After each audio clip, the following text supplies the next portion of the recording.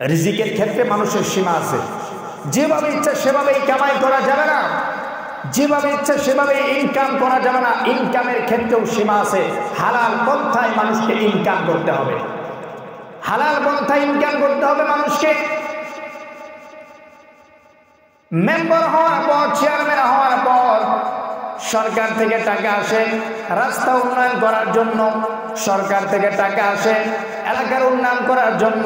ওই টাকা নিজের পকেটে ঢুকানো যাবে না, ঠিক কিনা বলেন? সরকার থেকে তেল দেওয়া হয়, চাউল দেওয়া হয় এলাকার গরিবদের মাঝে বিতরণ করার জন্য। ওই চাউল আর তেল নিজের কাঠের নিচে ঢুকানো যাবে না, ঠিক কিনা বলেন? এই ইনকাম মানুষের এখানে সীমা আছে। অন্যেরটা মেরে খাওয়া যাবে না, দুর্নীতি করা যাবে না। দুর্নীতি এতদিন পর্যন্ত যারা করেছে জনগণ এদেরকে অপদস্থ করে দেশ থেকে তাড়িয়েছে, ঠিক কিনা বলেন? সুতরাং বলতে চাই, আগামীতে যারা নেতৃত্ব দেওয়ার স্বপ্ন দেখছেন, যারা আগামীতে আমাদের দেশকে নেতৃত্ব দেওয়ার স্বপ্ন দেখছেন, আপনারাও যদি আবার দুর্নীতি মনোভাব নিয়ে, জনগণের অধিকার লুণ্ঠন করার মনোভাব নিয়ে যদি রাজনীতিতে আসার স্বপ্ন দেখেন, যেই জনগণ বিগত 15 বছর পর তাকে দেশ থেকে লাঞ্ছিত করে বিতাড়িত করতে পেরেছে, আপনারা যারা দুর্নীতি মনোভাব নিয়ে আবার আসতে চান, তাদেরকেও লাঞ্ছিত করে বিতাড়িত করতে দেরি করবে না। ইনকামের ক্ষেত্রেও সীমা আছে। যা ইচ্ছা তা ইনকাম করা যাবে না, যেভাবে ইচ্ছা সেভাবে ইনকাম করা যাবে না। হালাল পন্থায় ইনকাম করতে হবে। ওরা আমার ভাইয়ারা শোনেন, মানুষ একমাত্র মানুষ ইনকাম করে নিজে কামাই করে খায়। মানুষ ছাড়া আরো কত প্রাণী আছে আমরা জানি? একটারও কোনো ব্যবসা আছে, কোনো চাকরি আছে? বলেন, কথা বলেন। চাকরি আছে? একটু আওয়াজ করেন না। চাকরি আছে, ব্যবসা আছে। তারা খায় কেমনে? আল্লাহ পাক রব্বুল আলামিন তাদেরকে খাওয়ায়, ঠিক কিনা বলেন? কোনো কামাই নাই, কিচ্ছু নাই, আল্লাহ পাক তাদেরকে খাওয়াচ্ছে। কারণ তাদের আছে তাকওয়া, তাদের আছে তাকওয়া। সকালবেলা পাখিরা যখন বের হয় বাসা থেকে, সে মনে মনে ভাবে, আল্লাহ, বান্দা তো কামাই আছে, আমার কোনো কামাই নাই। বান্দার ব্যবসা আছে, আমার কোনো ব্যবসা নাই। আল্লাহ, খালি পেটটা নিয়ে বের হলাম তোমার উপর ভরসা করে, তুমি আমার পেটটা ভরে দিও। বাকি যখন বিকালবেলা বাসায় ফিরে, আল্লাহ পাক তাদের পেটকে ভর্তি করে বাসায় ফিরাইয়া দেয়। সুবহানাল্লাহ বলেন না? একটু আওয়াজ করে বলেন না সুবহানাল্লাহ। আর একটু আওয়াজ দেন সুবহানাল্লাহ। মানুষের রিজিকের ক্ষেত্রে সীমা আছে, কি খাবেন সেই ক্ষেত্রেও সীমা আছে। মানুষ যা খায় দুই প্রকার বস্তু, একটা হলো ভারী খাবার, আরেকটা হলো পানীয় জাতীয় খাবার। ভারী খাবারের ক্ষেত্রে আল্লাহ সীমা নির্ধারণ করে দিলেন, ইন্নামা হাররামা আলাইকুমুল মাইতাতা ওয়াদ দামা ওয়া লাহমাল খিনজির। ও মানুষ, যা ইচ্ছা তা খেতে পারবে না। তুমি মানুষ, তোমার একটা লিমিট আছে, তোমার একটা সীমা আছে। যা ইচ্ছে তা খেতে পারবে না। তোমার জন্য আমি সীমা নির্ধারণ করে দিলাম, তুমি কুকুর খেতে পারবে না, তুমি শকুন খেতে পারবে না, তুমি রক্ত খেতে পারবে না। তোমার জন্য সীমা আছে। আর পশুর জন্য কোনো সীমা নাই। আল্লাহ পাক বলেন, মানুষ, তুমি দুনিয়াতে খেলাধুলা করবে, তোমার খেলাধুলার ক্ষেত্রেও আমি আল্লাহ সীমা দিয়ে দিয়েছি, ঠিক কিনা বলেন? খেলাধুলার ক্ষেত্রেও সীমা আছে। পানীয় বস্তু খাবে, যা তা পানি খাওয়া যাবে না। আল্লাহ পাক বলেন, ইয়া আইয়ুহাল্লাযীনা আমানু ইন্নামাল খামরু ওয়াল মাইসির ওয়াল আনসাবু ওয়াল আজলাম রিজসুম মিন আমালিশ শাইতান ফাজতানিবুহু লাআল্লাকুম তুফলিহুন।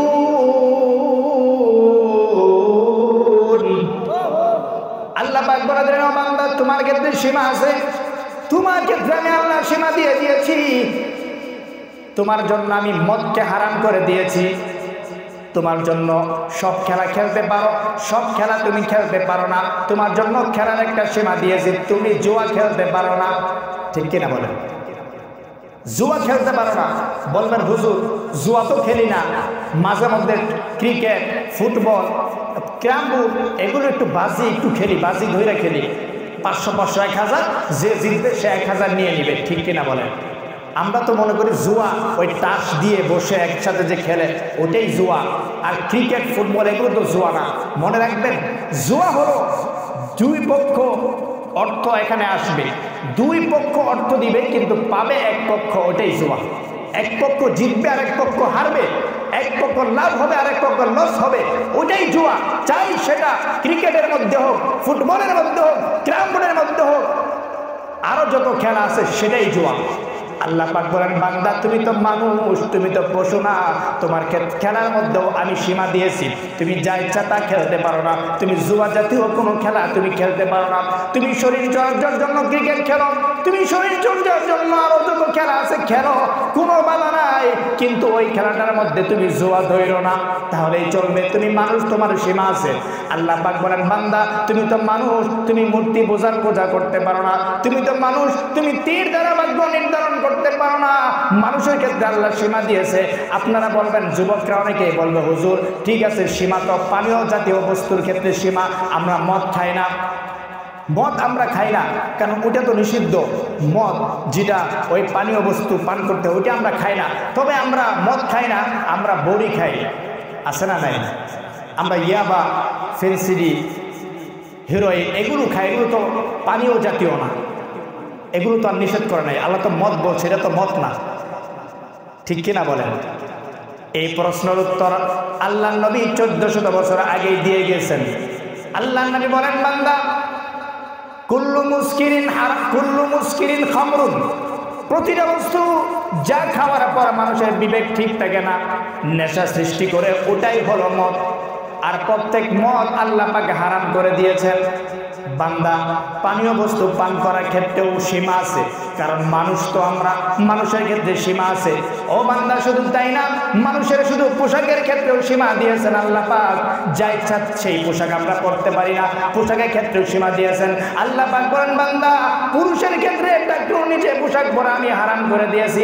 আল্লাহ নবী বলেন, মা আসফালা মিনাল কাবাইনি মিনাল ইজারি ফিন্নার, যেই পুরুষ টাকনুর নিচে লঙ্গি পরবে, টাকনুর নিচে যেই পুরুষ পায়জামা পরবে টাকনুর নিচে, পুরুষের ওই টাকনুর নিচে পায়জামা লঙ্গির যে অংশ থাকবে ওটা যাবে জাহান্নামে। আল্লাহ নবী পোশাকের ক্ষেত্রেও সীমা করে দিয়েছেন, কারণ মানুষ তো।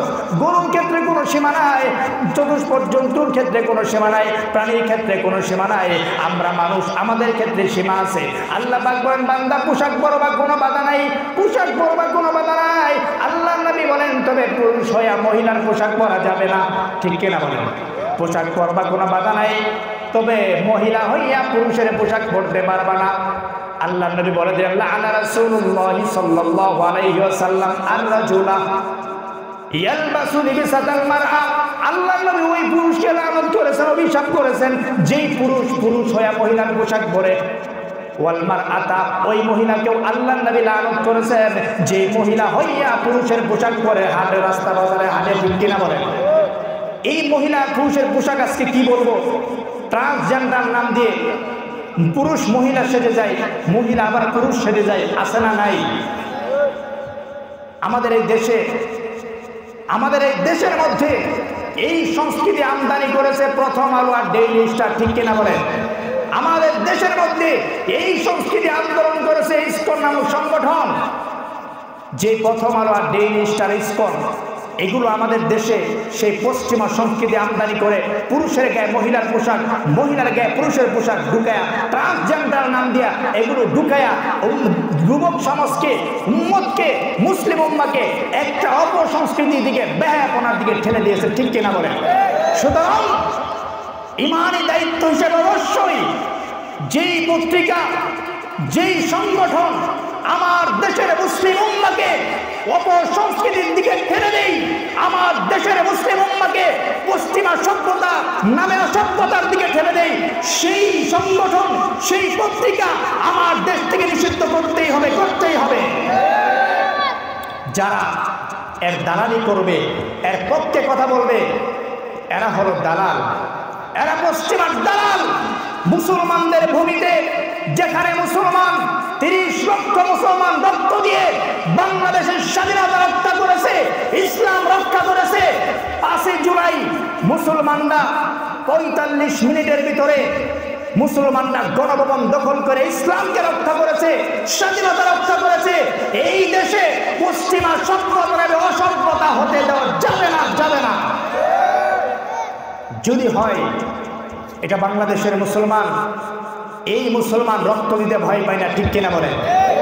যদি কোনো অসভ্য পশ্চিমা সভ্যতা নামে কোন সভ্যতা আমার দেশে আমদানি করতে চাই, প্রয়োজনে মুসলমান আবার রক্ত দিয়ে ওই সভ্যতাকে দূর করেই ছাড়বে ইনশাআল্লাহ।